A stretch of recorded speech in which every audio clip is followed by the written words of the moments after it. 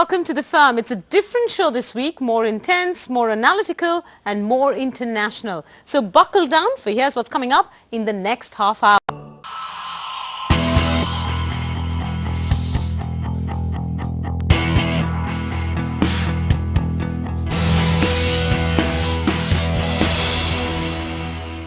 Welcome back. This is The Firm. How ironic. In the last month, as Wall Street was grappling with the consequences of too much risk, too much greed and too little scrutiny, another instance of such excess reached a historic conclusion. The 7-year-old Enron shareholder battle won a record $7 billion compensation. Now that's the beauty of the American legal system. Intended fraud or unintended failure, it's always penalized.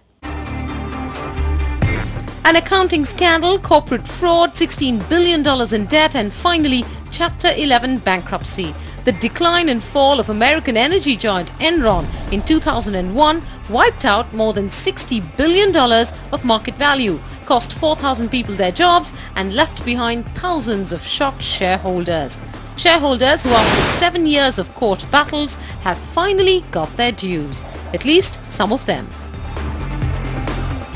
Well, there are two aspects of American law that are very beneficial to investors recovering from those who commit fraud. One is that the securities laws in the United States are very investor-friendly and very much designed to give investors remedies when fraud takes place.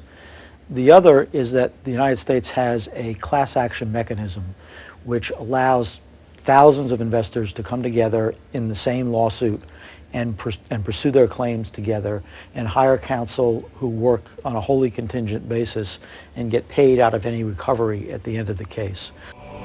As a result of these class action suits, on September 9, 2008, the District Court of California ordered Citigroup, the Canadian Imperial Bank of Commerce and JP Morgan Chase to pay Enron investors $6.6 billion. The banks were accused of aiding and abetting Enron's fraud. Bank of America and Lehman Brothers, along with erstwhile accounting firm Arthur Andersen, law firm Kirkland & Ellis, had to cough up $500 million. And former Enron directors settled for a total $168 million. Well, a shareholder can bring a suit against anyone who was responsible for the fraud. In the case of Enron, where the company had gone bankrupt, a lot of the claims were brought against outside parties, such as banks and professionals. And those were based on claims that they had facilitated the fraud or helped to make it possible.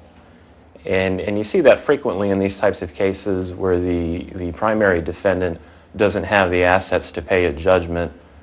Plaintiffs will go after other defendants who are perceived to have deep pockets and greater assets. Deeper pockets that will now shell out up to $7.2 billion, the largest investor payout ever in the history of the United States, to be split between 1.5 million individuals and entities that once held the Enron stock. Now that would never happen in India. Isha Dalal finds out why. Well, let's first look at director and management liability. According to the Companies Act, neither the directors nor the company are directly liable to shareholders in the event of mismanagement, fraud or failure. There aren't sort of provisions which specifically provide for any liability that the company is going to have or directors are going to have directly to shareholders. There are provisions which provide for certain fines to be levied on companies for failure to, adhere to regulations and things like that, to failure to adhere to corporate governance standards. But those are sort of regulatory fines. That money doesn't really find its way into the shareholders' pockets. Measly fines at that.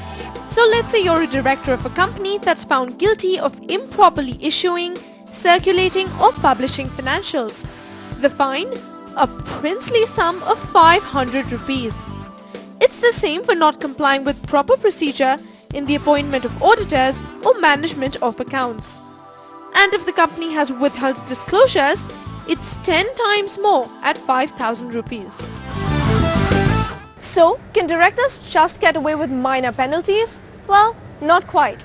Experts say there's nothing that stops a shareholder from initiating action against the director or the company itself. There are regulations where you find, say, if there is insider trading by a company, and when that insider trading benefits are taken, or if it's a situation where directors who are in a fiduciary position are found to have siphoned off money, then investors can get back into effectively getting the monies back from those directors.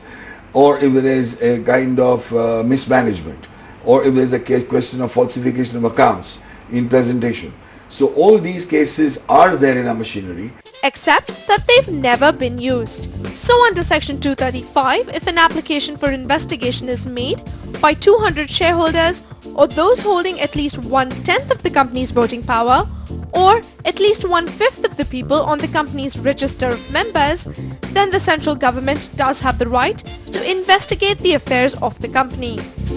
And of course, under Section 397 and 398, shareholders can approach the Company Law Board or CLB with allegations of oppression and mismanagement. But it's not an easy case to make without regulatory or state investigation to establish wrongdoing.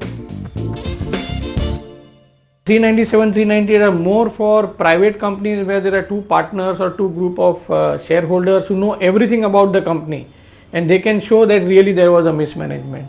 But in the case of a layman shareholder, I am say 1000 shares or 500 shares, I don't know detailed how the company has mismanaged. And experts can't recall a single case in which shareholders have even asked to be compensated.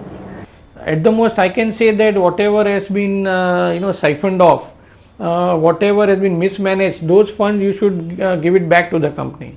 But there are very few, I have not heard any case where they have said please give it to me individually or give it to us individually. That I think not a plea has been made as of now. But let's suppose for a moment that such a suit is filed and is successful.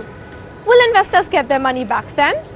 Well, if the company hasn't liquidated yet, then there aren't any provisions in the law and the awards are at the discretion of the courts. And if the company is already bankrupt, then it's nearly impossible for investors to claim their dues. Because according to Section 529A of the Companies Act, there's a payback hierarchy for funds recovered from the liquidation of a bankrupt company. Shareholders rank last on that list. But what happens to the liquidation proceeds if shareholders have won a payout through a class action suit? Do they go directly to those shareholders who've done the class action or who've sued these fiduciaries, or should they be going into the kitty of the liquidation proceeds and to then be paid out as per the kitty is an open question. To my mind, if it is a private party litigation where there is a class action and a group of shareholders, then the money should technically go to the shareholders because it's those shareholders who are alleging and praying that they've been defrauded and so on. But under company law, again, the company court could take a view and the creditors could take a view that this is actually money which is belonging to the common kitty and then should go as per the Companies Act on winding up payouts. So what does all this mean? Well, if you're a defrauded investor in India, there's almost no chance you'll get your money back. The laws exist, but they don't seem to work very well. And of course, shareholders are hoping they never have a reason to put these provisions to the test. In Mumbai, Isha Dalal. Alright, with that, it's a wrap on this edition of The Firm. We're so completely out of time that here's a quick goodbye. See you next week.